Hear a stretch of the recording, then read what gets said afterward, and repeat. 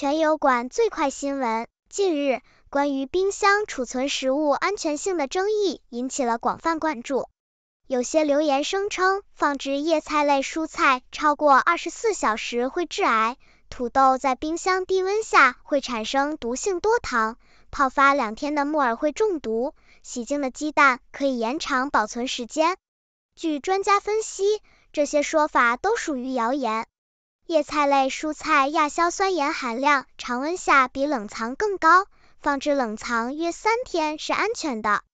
土豆低温储存不会产生有毒多糖，但要注意发芽的土豆中含有毒生物碱。泡发木耳中毒主要是因为泡发方式不当，而不是冰箱浸泡过程中产生。洗净的鸡蛋应直接放冰箱冷藏，不宜提前水洗。大家在使用冰箱储存食物时，还是要注意正确的方法和食品安全。订阅新闻极速递，最先知晓天下事。